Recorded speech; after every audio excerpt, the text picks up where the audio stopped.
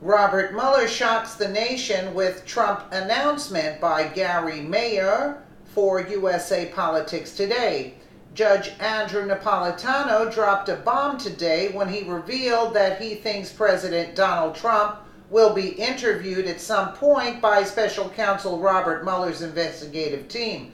Fox News reported that Napolitano said this after America's Newsroom host Bill Hemmer asked him about a statement by Trump's lawyer that they do not expect Mueller's team to request to speak with the president.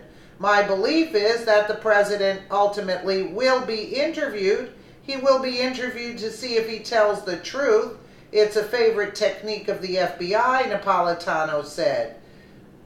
He went on to say that he agrees with an assessment by Greg Jarrett that the longer the probe goes on, the more it will damage Trump's ability to negotiate with Russia. That is the problem with independent counsels. They have a tendency to want to justify their existence by indicting people, he said, adding that the alleged offenses may turn out to not be related to Russia and the campaign. This came days after Napolitano said that the White House should be very concerned about new reports pointing to a potential deal between Mueller and General Michael Flynn.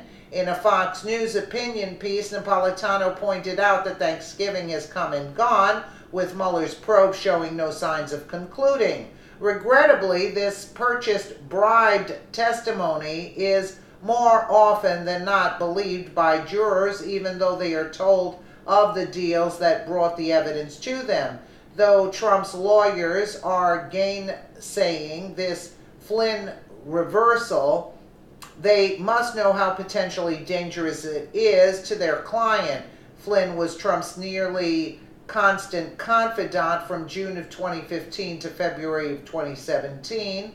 Thanksgiving is over. Mueller and his team remain hard at work. Napolitano concluded by saying that he has seen evidence of legal communication between Russia and Trump associates, but not evidence of an agreement, which would be a crime. What do you think? I think that this is a total joke and they got to Napolitano if this is what he's saying. Despite a White House attorney predicting it would be all over by Thanksgiving, Robert Mueller's investigation on Russia and the Trump campaign appears to be going full steam ahead. Found out over the holiday that Michael Flynn's legal team cut off communications with the president's attorneys. And my next guest writes this about that op-ed. The tantalizing question remains, what evidence does Flynn have that Mueller wants or can use?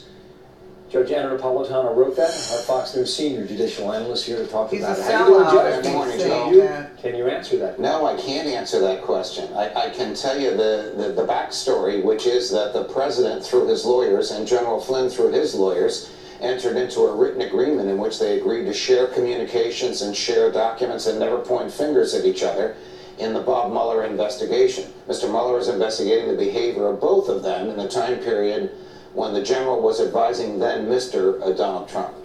On Thanksgiving Eve, the general's lawyers withdrew from that agreement because they want to speak to Robert Mueller. And 3 days ago, on Monday of this week, they did speak to Mueller. The only reason for speaking to him is to say, what can we give you and what can you give us? The general is facing about a half a dozen felonies and several decades in jail. He wants to reduce that exposure. In order to reduce that exposure, he has to give Mueller something. So this is a circular argument. And back to your question, what can he give him? Fundamental language here now. So you have attorneys, as you write, in the White House who want to cooperate fully with Mueller. Right. You have attorneys in the White House who say this is an overreach, hang on, with the executive branch. Right. And now you have John Kelly, chief of staff. A non-lawyer solving the dispute between them. Why is that significant? It is significant in that the president has chosen a non-lawyer to resolve a legal dispute. The legal issue is, will the voluntary surrender of these documents impair the presidency of Donald Trump or a future presidency? That's what Don McGahn, and he said this publicly, the White House General Counsel, the White House Legal Counsel, is worried about. So you have the full-time federal government lawyers who represent the presidency saying, let's do one thing. You have the outside lawyers who represent the president as a person who want to do the other. And you have a non-lawyer, John Kelly, resolving the disputes. In the middle of this arrives this letter on Thanksgiving Eve, after the president had left for Mar-a-Lago, from General Flynn's lawyer saying, we're not part of the agreement anymore, you're on your own, and we're going to negotiate with Mueller. Now, General Flynn has been at Donald Trump's side from June of 2015, when Donald Trump began his campaign, to February of 2017, when Trump fired him. A year and a half. Yes. During that time period, he was probably a foreign agent for 2 foreign governments. At the same time, he was employed by the campaign, and for 25 days, employed by the federal government as the president's You concluded your piece. security. Thanksgiving's over. Mueller and his team remain hard at work. You would agree with that? Yes, right? I do. A couple things from our colleagues. First, James Rosen reporting this on Monday night. Lawyers for the president say they do not expect the special counsel's office to make a request to interview the president. The quote that James uses is there have been no internal or external discussions of that. If true, what does that mean? That they are not interested in what the president has to say, either because the president is not a target or because they already know what he's going to say. My belief is that the president ultimately will be interviewed. He will be interviewed to see if he tells the truth.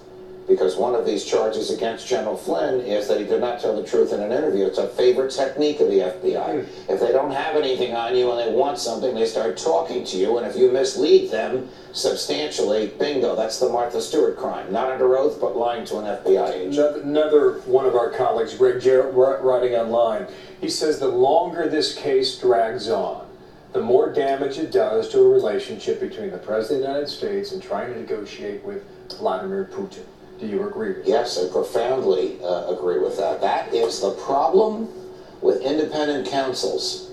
They have a tendency to want to justify their behavior. Remember, a team of lawyers, very skilled, aggressive, experienced prosecutors, team of FBI agents, the best that Bob Mueller can get from his former colleagues, outside the normal chain of command, not answerable through the normal chain of command, wanting to justify their existence by indicting people, often indicting them for things that have nothing to do with their charge, have nothing to do with Russia or the campaign. Last point then, Donald Trump Jr. is going to meet with the House Intelligence Committee, I believe, in a week's time. Yes. About that. Have you seen any evidence of collusion going back to 2016?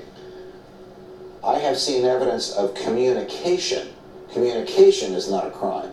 Agreement with a foreign power to help you when you're running a federal campaign is a crime. I have not seen evidence of involving anybody running the campaign, but I have not seen evidence of an agreement. I've seen evidence of communication, but not of an agreement. Between the campaign. Right. Communication, protected speech. Agreement, Mueller's interested. Thank you, man. You're welcome.